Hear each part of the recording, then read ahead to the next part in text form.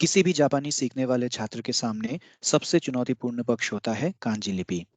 कैसे सीखें कांजी लिपि आसान और सही तरीके से? इसी विषय की जानकारी लेकर मैं सुजय चटर्जी उपस्थित हूँ अपने YouTube चैनल सरल जापानी पर। स्वीकार कीजिए मेरा नमस्कार।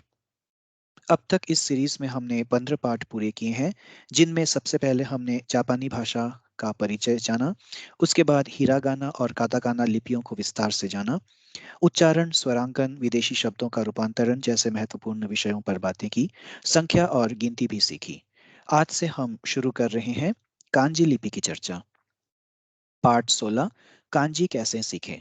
इस पाठ के लिए पूर्वाकांक्षित ज्ञान पाठ 3 है, जिसमें हमने जापानी लिपि के उत्स और उद्भव की बातें की, कांजी लिपि का परिचय जाना और कांजी और काना लिपियों में जो संबंध है उसके बारे में जाना था। तो अगर आपने पाठ 3 इस सीरीज का नहीं देखा है अभी तक, तो उसे जरूर देखें और उसके बाद फिर इस वीडियो पर वापस आएं। तो कांजी क्या है? काना ध्वनि लिपियों के उद्भव से पहले जापानी भाषा को लिखने के लिए चीनी चित्रलिपि के प्रतीकों का प्रयोग किया जाता था। काना ध्वनि लिपि से हमारा तात्पर्य है हिरागाना और काताकाना लिपियां। बाद में जब चीनी चित्रलिपि के प्रतीकों को सरल बनाते हुए ध्वन्यात्मक लिपि जो काताकाना सबसे पहले विकसित हुई और उसके बाद फिर हिरागाना आई। काना लिपियों के आने के बावजूद चीनी चित्रलिपि के बहुत से प्रतीकों का स्थान जापानी भाषा में बना रहा और इन प्रतीकों को जापानी में कांजी कहा गया। अतः कांजी और कुछ नहीं बल्कि चीनी चित्रलिपि के प्रतीक हैं, जिनका प्रयोग जापानी भाषा में होता है। यहाँ पे जो प्रतीक आप देख रहे हैं ये जापानी कांजी में कांजी ही लिखा गया है। ये कान है और ये जी है। तो ये चीनी चित्रलिपि से आया है और यही इस तरह के जो जितने भी प्रतीक हैं इन्हें हम कांजी कहते हैं। जापानी भाषा काना और कांजी को मिलाकर लिखा जाता है। कांजी जो विचार आधारित यानी कि जो पिक्टोग्राफिक या आइडियोग्राफिक लिपि है। 2000 के आसपास कांजी जापानी शिक्षा मंत्रालय ने इनको मान्यता दी है और इसका अर्थ यह है कि जापानी भाषा में करीब 2000 कांजी या चीनी चित्रलिपि के चिन्हों का प्रयोग किया जाता है। काताकाना लिपि में विदेशी मूल के शब्दों को लिखा जाता है और हिरागाना में कांजी प्रतीकों को व्याकरण से जोड़ने तथा उन शब्दों के लिए जो कांजी या काताकाना के दायरे से बाहर हैं उनके लिए हिरागाना का प्रयोग किया जाता है। तो इस तरह से इन तीनों लिपियों को मिलाकर जापानी भाषा लिखी जाती है। और इस स्लाइड में जो भी हमने जानकारी दी है इनकी विस्तृत चर्चा हमने अपने तीसरे पार्ट में की है। तो एक बार फिर हम आपसे यही कहेंगे कि अगर आपने वो वीडियो नहीं देखा है तो उसे जरूर देखें और उसके बाद फिर इस वीडियो पर वापस आएं। तो कांजी सीखना मुश्किल क्यों लगता है? कांजी दिखने में जटिल लगते हैं क्योंकि ये एक चित्रलिपि है। कांजी प्रतीकों की संख्या बहुत अधिक है, जैसे कि हमने बताया 2000 से ऊपर है। विश्व की अधिकतर भाषाएं ध्वन्यात्मक हैं यानी कि फोनेटिक लैंग्वेजेस हैं, फोनेटिक स्क्रिप्ट्स हैं।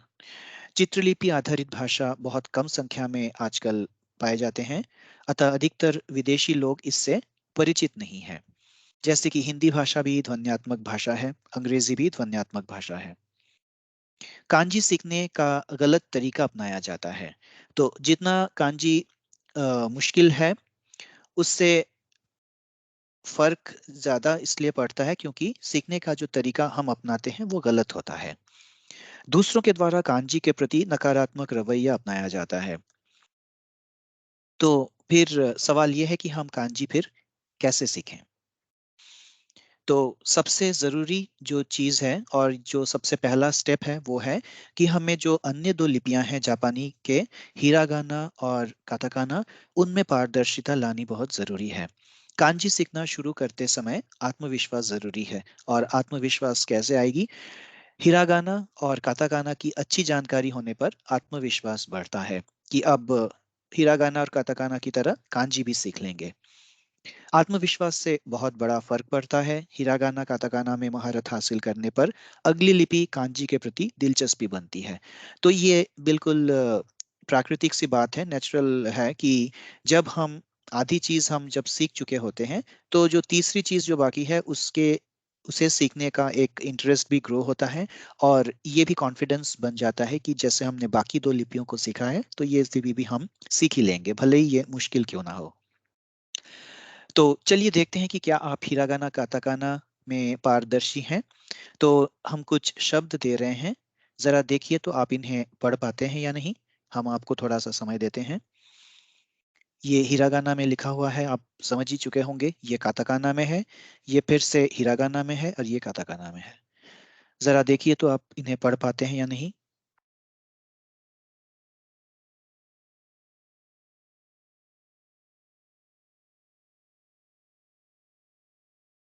चलिए अब हम इसके इनके जवाब बता देते हैं। ये हैं टोक्यो, कामेरा, कुदामोनो और एसुकारेता। तो अगर आपने इन शब्दों को सही सही पढ़ लिया था तो आप कांजी सीखने के लिए पूरी तरह से अब तैयार हैं। और अगर आप इन शब्दों को नहीं पढ़ पाए, या कम से कम तीन शब्दों को अगर आप नहीं पढ़ पाए इनमें, तो इसका अर्थ यह है कि आपने हिरागाना और काताकाना लिपि अभी ठीक से सीखी नहीं है। तो आपके लिए सुझाव यही है कि आप वापस जाएं हिरागाना और काताकाना में, उन्हें पहले सीखें और फिर आगे कांजी सीखें। वरना आप तीनों में उलझ कर रह जाएंगे, आप कोई भी ठीक से नहीं सीख पाएंगे इन तीनों में से। तो ये था स्टेप 1 कांजी सीखने के मार्ग पर। अब हम आगे बढ़ते हैं। दूसरा स्टेप है मौलिक प्रतीकों से शुरू करें। तो क्या है मौलिक प्रतीक, आइए देखें। किसी भी वस्तु के बारे में स्पष्ट ज्ञान होने के लिए आवश्यक है कि मौलिक सिद्धांतों की अच्छी जानकारी हो। एक मजबूत इमारत खड़ी करने के लिए उसके निर्माण की वस्तुओं, यानी कि जो बिल्डिंग मटेरियल्स होते हैं, उनकी क्वालिटी का अच्छा होना बहुत जरूरी है। ठीक इसी प्रकार कांजी के जटिल प्रतीकों को सीखने से पहले इसके मौलिक प्रतीकों को सीखना बहुत आवश्यक है। इन मौलिक प्रतीकों को कांजी रेडिकल कहा जाता है। यानी जो कांजी रेडिकल्स हैं, ये और कुछ नहीं बल्कि कांजी लिपि के बिल्डिंग ब्लॉक्स जैसे हैं। तो क्या है ये कांजी रेडिकल्स, आइए विस्तार से जानें। कांजी रेडिकल, रेडिकल शब्द का जो अर्थ है वो है मौलिक, यानी कि फंडामेंटल या एलिमेंटरी या बेसिक। अंग्रेजी में इसके कई शब्द हैं पर्यायवाची। हिंदी में हम इसे मौलिक कह सकते हैं, जो मूल है। कांजी में रेडिकल्स वो निर्माण खंड या बिल्डिंग ब्लॉक्स हैं जिनसे अन्य सभी कांजी के प्रतीक बने हैं। हर कांजी प्रतीक या तो अपने आप में एक स्वतंत्र रेडिकल हैं, या फिर दो या उससे अधिक रेडिकल्स के मेल से बने हैं, जिन्हें संयुक्त प्रतीक कह सकते हैं। यानी कि कांजी के जो प्रतीक हैं, कांजी लिपि के जो प्रतीक हैं, वो दो तरह के हो सकते हैं, या तो रेडिकल या फिर संयुक्त प्रतीक, या कॉम्पोजिट सिंबल जिसे हम कह सकते हैं। अब उदाहरण लेते हैं। ये देखिए, ये एक कांजी रेडिकल है जो व्यक्ति के लिए इसका प्रयोग किया जाता है, यानी कि ये पर्सन रेडिकल है। और इसी का ही एक वेरिएंट फॉर्म है, ये भी पर्सन रेडिकल है। और ये जो दूसरा रेडिकल है, ये पेड़ के लिए इस चिन्ह का प्रयोग किया जाता है, यानी कि ये हो गया ट्री रेडिकल। अब ये मौलिक हैं, ये दोनों ही जो चिन्ह है ये मौलिक हैं, रेडिकल्स हैं। अब इन दोनों के मेल से हम कौन सा संयुक्त प्रतीक बना सकते हैं, आइए देखें। अब देखिए इसमें ये व्यक्ति का चिन्ह था और ये पेड़ का चिन्ह था। अब इन दोनों को मिलाने से क्या हो गया कि एक व्यक्ति एक पेड़ के सहारे आराम कर रहा है। इस वजह से इस चिन्ह का अर्थ हो गया रेस्ट, यानी कि विश्राम, विश्राम करना। तो इस तरह से दो कांजियों को मिलाकर एक नई कांजी का निर्माण हुआ और ये एक संयुक्त कांजी प्रतीक बन गया।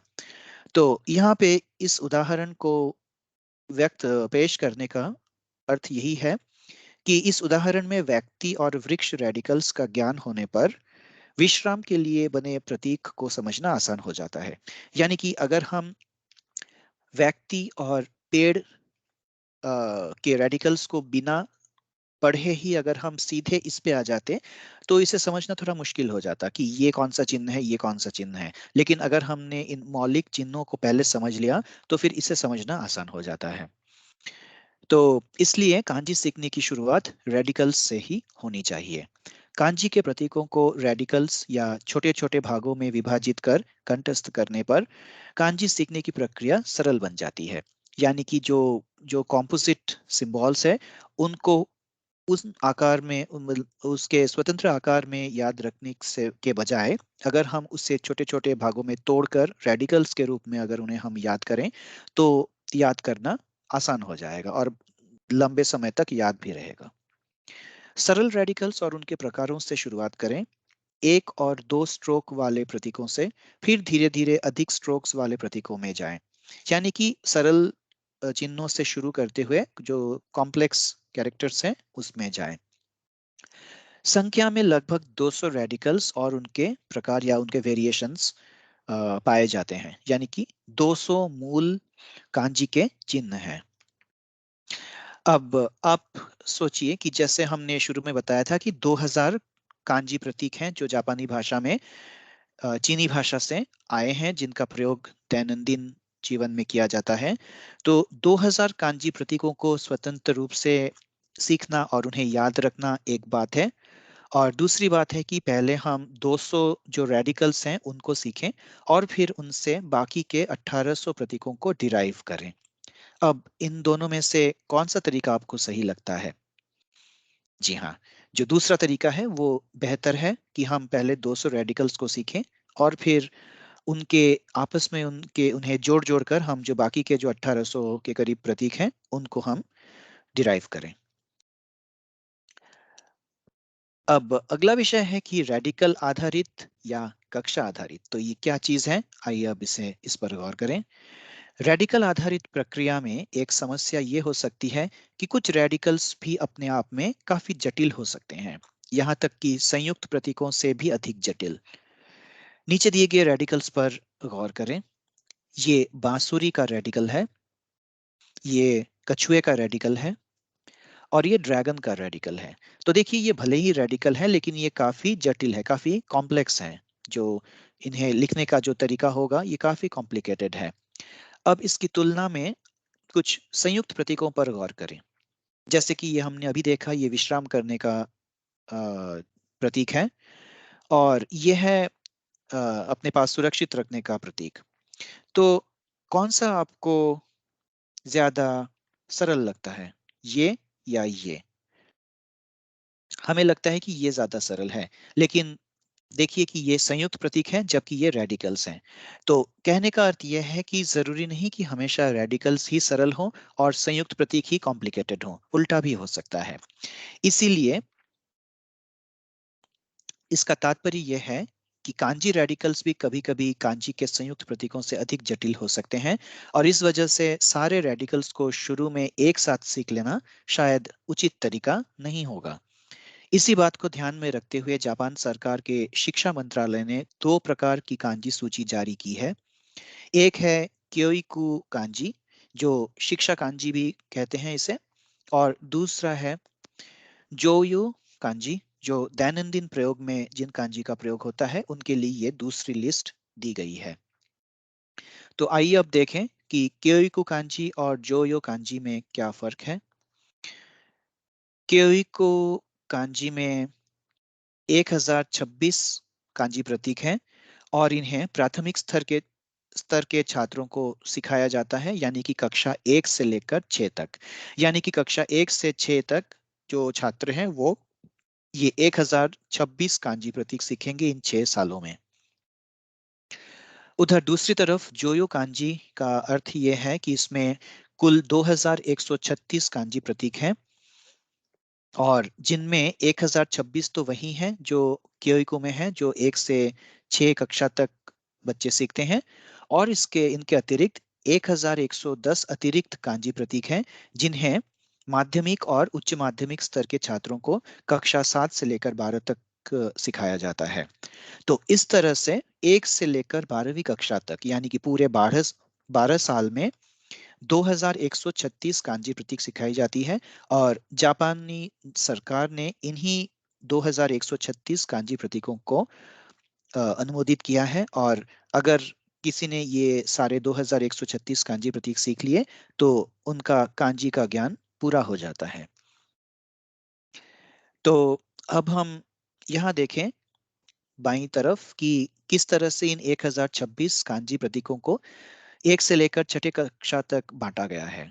पहली कक्षा के छात्र 80 कांजी सीखेंगे, दूसरी कक्षा में 160 और कांजी आएंगे, तीसरी कक्षा में 200 अतिरिक्त कांजी आएंगे, चौथी कक्षा में भी 200, उसके बाद 185 और छठी कक्षा में 181 कांजीज इंट्रोड्यूस होंगे। इस तरह से 6 सालों में 1026 कांजी प्रतीक बच्चे सीख लेंगे। तो इनमें रेडिकल और संयुक्त प्रतीक दोनों तरह के प्रतीक इसमें शामिल हैं।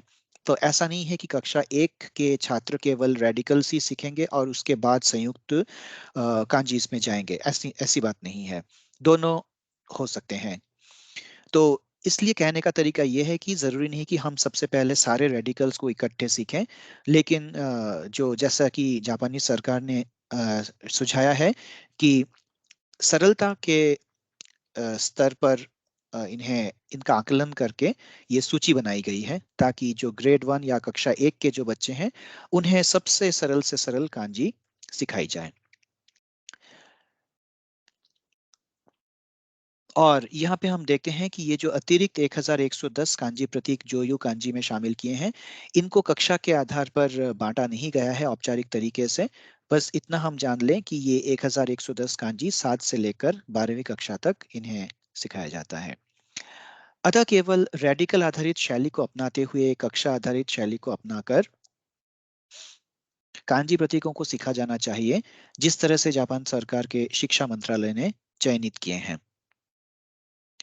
तो अब तक हमने देखा कि कांजी सीखने का जो तरीका है उसमें क्या होना चाहिए। स्टेप 1 वही है कि हिरागाना और काताकाना में हमें पारदर्शिता लानी होगी सबसे पहले। अगर हमें हिरागाना और काताकाना लिपि में लिखे शब्द पढ़ने नहीं आते, या हम उन हिरागाना काताकाना में शब्द निर्माण नहीं कर सकते, तो हमें कांजी नहीं सीखनी चाहिए, हमें सबसे पहले हिरागाना काताकाना सीखनी होगी।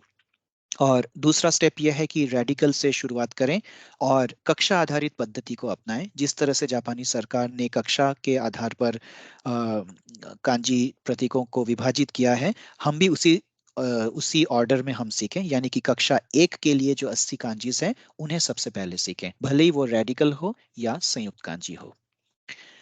तो इन 2 स्टेप्स के अलावा और क्या बातें हैं, आइए आगे बढ़ें। स्टेप 3 है प्रतीकों का उत्स और तर्क समझें। चाहे रेडिकल हो, ये 2 रेडिकल हमने देखे, ये पर्सन रेडिकल है, ये ट्री रेडिकल है, अथवा संयुक्त प्रतीक, ये कांजी है रेस्ट के लिए। चाहे जो भी प्रतीक हो, उनके उत्स और उनके जो तर्क यानी कि जो लॉजिक है उनके पीछे, उसको समझने की कोशिश करें कि किस लॉजिक के आधार पर ये चिन्ह इस पर्टिकुलर शब्द के लिए रखा गया है। अगर हम इन 2 चीजों को समझ लेंगे तो इन्हें याद रखना भी आसान हो जाएगा, और अर्थ समझ में आने पर इन्हें याद लंबे समय तक याद रखना आसान हो जाता है। तो इसके लिए पुस्तकों, इंटरनेट या अपनी स्वयं की चिंताधारा का प्रयोग करें और समझने की कोशिश करें कि इस तरह के किसी एक पर्टिकुलर प्रतीक में प्रयुक्त होने वाला जो चिन्ह है वो क्यों लिया गया है, वो कहाँ से आया है। अब उदाहरण लेते हैं। ये देखिए पर्सन रेडिकल और ट्री रेडिकल, वही 2 रेडिकल्स का उदाहरण हम लेते हैं। तो ये कहाँ से आए, देखिए ये कहाँ से आया, ये एक इंसान से आया और ये एक पेड़ से आया। इसे हम कैसे मैप करेंगे, देखिए इस तरह से हम देख सकते हैं कि दोनों में किस तरह की समानता है और किस तरह से डिराइव किया गया है इन 2 चिन्हों को। इसी तरह से हर एक कांजी प्रतीक के पीछे कोई ना कोई तर्क छुपा है, कोई ना कोई इसका ओरिजिन है, या किसी ना किसी तरीके से ये इवॉल्व हुआ है। तो इन बातों को इस बात को ध्यान में रखकर अगर हम कांजी सीखेंगे तो बहुत आसानी से हम सीख सकते हैं, और ये इसमें हमें सीखने में दिलचस्पी भी बनी रहेगी। चौथे स्टेप में जाते हैं, नियमित पढ़ाई और अभ्यास। शुरू में दिन में 10 रेडिकल से सीखना शुरू करें, यानी कि हर रोज हम 10 नए रेडिकल सीखें। इस तरह से हम अपना शेड्यूल बनाएं। जैसे जो पहले सप्ताह में पहले दिन 10 रेडिकल सीखें, दूसरे दिन हम पहले उन 10 रेडिकल्स को रिवाइज करें और उसके बाद 11 से 20 तक सीखें। फिर तीसरे दिन हम 1 से 20 तक रिवाइज करें और उसके बाद 21 से 30 तक सीखें। उसके बाद चौथे दिन हम कुछ नया ना सीखें, बल्कि जो जितने भी 30 रेडिकल हमने सीखे हैं, जो 30 प्रतीक हमने सीखे हैं, उनका रिवीजन करें। और उसके बाद हम अपने आप की परीक्षा भी लें कि हम कितना याद रख पाते हैं। इसी तरह से दूसरे सप्ताह में जब हम बढ़े तो शुरुआत करें, जो 1 से 30 तक जो हमने सीखा था उसको रिवाइज करें, और उसके बाद आगे 31 से 40 तक सीखें, और इस तरह से आगे बढ़ते चले जाएं। इस तरह से हम वीक 3 के अंत होते होते हम 90 तक पहुंच जाएं। तो इस तरह से हम सीख सकते हैं। तो ये जो जो प्लान हमने अभी दिया, ये एक उदाहरण मात्र है। आप अपनी अपनी क्षमता और उपलब्ध समय के अनुसार अपना शेड्यूल तैयार कर सकते हैं। किसी को कम समय लगेगा, किसी को अधिक समय लगेगा, तो इसमें कोई गलत बात नहीं है। बस नियमित रूप से जो सीखना और जो अभ्यास करना है वो नियमित रूप से होना चाहिए, तभी एक जो कंटिन्यूटी है वो बनी रहेगी। नए नए प्रतीकों को सीखना शुरू करने से पहले पूर्व में सीखे प्रतीकों का अभ्यास अवश्य करें। तो जैसा कि इस प्लान में भी बताया गया है कि रिवीजन बहुत जरूरी है। अगर हम रिवाइज करते हुए नहीं जाएंगे तो हम नए नए कांजी सीखने पर पुराने वाले भूलते भी चले जाएंगे। इसलिए नियमित रूप से इनकी प्रैक्टिस बहुत जरूरी है। स्टेप 5, दैनंदिन जीवन में अवलोकन, यानी कि जो रियल लाइफ में जो हम ऑब्जर्वेशंस करते हैं वो बहुत जरूरी है। यदि आप जापान, चीन, ताइवान या हांगकांग जैसे देशों में निवास कर रहे हैं, तो सड़कों पर विज्ञापनों, दुकानों, ट्रैफिक निर्देशों जैसे होर्डिंग्स लगे होते हैं सड़कों पर, और अन्य जन साधारण के लिए दिए गए जो निर्देश हैं, विज्ञापन हैं, उनमें बहुत सारे कांजी प्रतीक दिखाई देते हैं। तो उन पर गौर करें। देखिए, ये कुछ उदाहरण है। इसमें ये चोमे, इस तरह से जो स्ट्रीट नेम से वो लिखा होता है। फिर ये देखिए, फायर हाइड्रेंट के लिए ये जो कांजी है वो बने हैं, ये फायर, ये हाइड्रेंट के लिए। इसी तरह से इस तरह के कांजी जो होर्डिंग्स और ये दुकानों के आगे जो एडवर्टाइजमेंट्स लिखे रहते हैं, तो इन्हें बहुत माइन्यूटली ऑब्जर्व करें। और इससे क्या होगा कि जब आप अगर इनमें दिए गए कांजी प्रतीकों के अर्थ उनके संदर्भ के अनुसार समझने का प्रयत्न करेंगे, तो भले ही आप उन शब्दों का उच्चारण ना कर पाते हो, क्योंकि आपको पता नहीं कि वो शब्द क्या हैं, लेकिन उन चिन्हों को देखकर आप उनका अर्थ जरूर समझ सकेंगे। और ऐसा करते हुए आप अपने मोबाइल से उन्हें स्कैन भी कर सकते हैं, या फिर अगर स्कैन नहीं कर सकते तो उनका फोटो खींचकर आप वापस जब घर लौटें तो आप गूगल में उन्हें सर्च करके आप उनका अर्थ पता कर सकते हैं। तो इससे फायदा ये होगा कि आपका जो कांजी का जो स्टॉक है, जो शब्द भंडार है, जो प्रतीकों का जो भंडार है, वो विकसित होता रहेगा। और उसके बाद जब आप सड़कों पर निकलेंगे तो आप उन होर्डिंग्स को देखकर, उन निर्देशों को देखकर आप समझ जाएंगे कि वो क्या निर्देश दे रहे हैं, क्या संकेत दे रहे हैं, कौन से वस्तु का विज्ञापन है और विज्ञापन में क्या लिखा हुआ है। और यदि आप जापान, चीन में नहीं हैं तो क्या करें?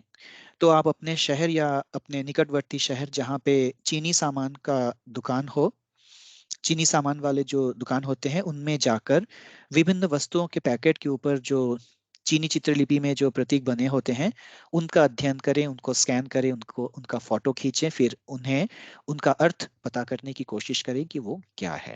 तो इस तरह से दैनंदिन जीवन में से जो ऑब्जर्वेशंस लेकर आप अपने कांजी स्टॉक को काफी मजबूत कर सकते हैं। स्टेप 6 है वाक्यों में प्रयोग एवं स्ट्रोक ऑर्डर।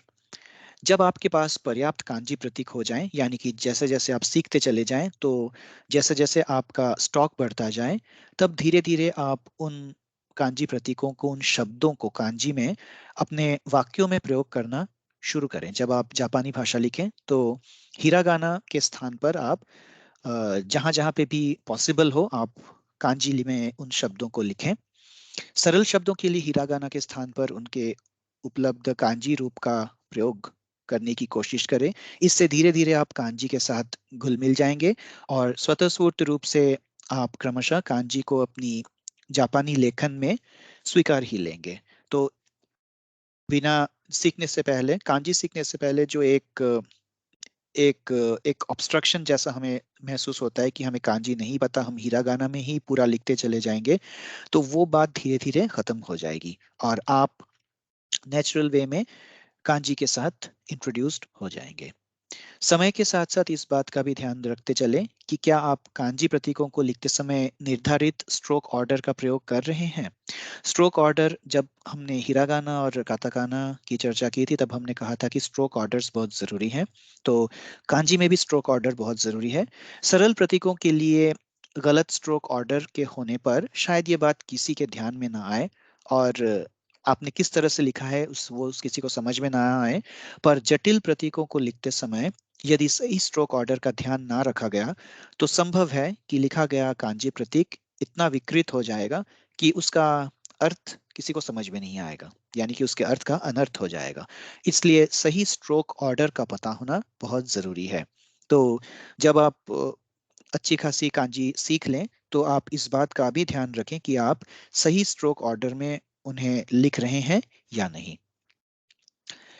तो पाठ का सार यही है कि सबसे पहले हिरागाना और काताकाना अच्छी तरह से सीखें, फिर कांजी रेडिकल्स से शुरू करें और कक्षा आधारित पद्धति को अपनाएं। यानी कि कक्षा 1 के लिए जो कांजी दिए गए हैं उन्हें पहले सीखें, फिर कक्षा 2 के लिए, और इस तरह से आगे बढ़ते जाएं। प्रतीकों के उत्स और तर्क को समझें, यानी कि जो लॉजिक है, उनका जो ओरिजिन है, उनके बारे में जानें, जिससे आपको समझने में काफी आसानी होगी। नियमित पढ़ाई व अभ्यास, इसका कोई भी विकल्प नहीं है। अभ्यास के अलावा कोई और चारा नहीं है। स्टेप 5 है दैनंदिन जीवन में अवलोकन, यानी कि जो रियल लाइफ ऑब्जर्वेशंस है, सड़कों पर, विज्ञापनों में, अखबारों में, तो उन पे गौर करें और उन में जो कांजी दिए गए हैं उनके अर्थ को समझने की कोशिश करें। और छठा स्टेप है वाक्यों में प्रयोग करना शुरू करें कांजी शब्दों को, और उसके साथ साथ जो स्ट्रोक ऑर्डर है उस पर भी ध्यान दें और सही स्ट्रोक ऑर्डर अपनी लेखनी में लाएं। इन 6 स्टेप्स के अलावा और क्या? अब कुछ ऐसी बातें जो आपको नहीं करनी चाहिए। अब तक हमने वो बातें कही जो आपको करनी चाहिए, अब कुछ और बातें जो नहीं करनी चाहिए। कांजी सीखने के ख्याल से डरे नहीं। तो कांजी से डरने की कोई जरूरत नहीं है। ऐसी कोई बात नहीं है कि जिसे आप सीख ना सकें। सीखना शुरू करने से पहले ही नकारात्मक लोगों के विचारों से प्रभावित ना हो। स्वयं सीख कर देखें कि कांजी क्या चीज है। तो ये एक आम धारणा बनी हुई है कि कांजी बहुत मुश्किल है, कांजी सीखना बहुत ही मुश्किल है। तो इस तरह के जो विचार हैं इनसे बचें। आप सीखना तो शुरू करें और फिर देखें कि कांजी कितनी इंटरेस्टिंग है। कांजी को अपनी जापानी सीखने या जेएलपीटी की परीक्षा उत्तीर्ण करने के मार्ग का बाधा ना समझें, बल्कि इसे एक चुनौती समझकर इस पर विजय प्राप्त करें। कांजी सीखने में जल्दबाजी ना करें। जो चीज 12 वर्षीय शिक्षा व्यवस्था में सिखाई जाती है, जैसा कि हमने बताया, उसे चंद महीनों में सीख लेने की चाह भी एक मूर्खता है। तो आप ये ना सोचे कि आपको 3 महीने के अंदर या 6 महीने के अंदर सारी कांजी सीखनी है, ये संभव नहीं है। जापानी जापानी लोग ही इन्हें 12 सालों में सीखते हैं। तो इसे धीरे धीरे ही सीखा जाएगा, इसमें जल्दबाजी करने पर कोई फायदा नहीं होगा। गलतियों या जेएलपीटी की परीक्षा में असफल होने पर निराश या विचलित ना हो। और क्योंकि जो एक पॉपुलर, एक लोकप्रिय दोहा है, करत करत अभ्यास के जड़मति होत सुजान, रसरी आवत जाते सिल पर परत निशान। इस दोहे का अर्थ आपको पता ही है। तो अभ्यास और परिश्रम, इनका कोई भी विकल्प नहीं है। अभ्यास और विकल्प से ही आप कांजी पर विजय प्राप्त कर सकते हैं। और अंत में हम यही कहेंगे कि कांजी की दुनिया अत्यंत आकर्षक दुनिया है। ध्वन्यात्मक लिपियां जो है वो उनमें एक रस्ता होती है और पूर्व कथनीय, यानी कि बहुत ही प्रेडिक्टेबल होते हैं। उनमें कुछ नया मिलने या फिर कोई भी मतलब नई बात नहीं होती। जो जिस तरह से है आपको वैसे ही सीखना है, वैसे ही चलना है उन्हें साथ में लेकर। लेकिन जो कांजी है उसमें हर एक प्रतीक, कांजी का हर एक प्रतीक अपने आप में एक विचार है या फिर एक कहानी उसके पीछे छुपी होती है। तो कांजी के प्रतीकों को समझना जैसे किसी गुप्त धन का संधान करने जैसा होता है, यानी कि जिसे हम ट्रेजर हंट कहते हैं अंग्रेजी में। तो ये वही है। तो अर्थ यही है कि कांजी बहुत ही इंटरेस्टिंग है और इसलिए आप कांजी सीखने का आनंद लें, इससे डरे नहीं। और पाठ 17 से 20 इस सीरीज में, यानी कि अगले पाठ से लेकर अगले जो 4 पाठ हैं उसमें हम कांजी प्रतीकों को सीखेंगे। जो कक्षा 1 के 80 प्रतीक हैं उनको हम सीखेंगे। वो कहाँ से आए, कैसे लिखें, उनका स्ट्रोक ऑर्डर्स कैसा होगा, उनका अर्थ क्या है, ये सारी बातें हम सीखेंगे। तो अगले पार्ट में हमसे जरूर जुड़ें। आज का पार्ट बस यहीं तक। अब सुजॉय चटर्जी को अनुमति दीजिए। नमस्कार। सायोनारा।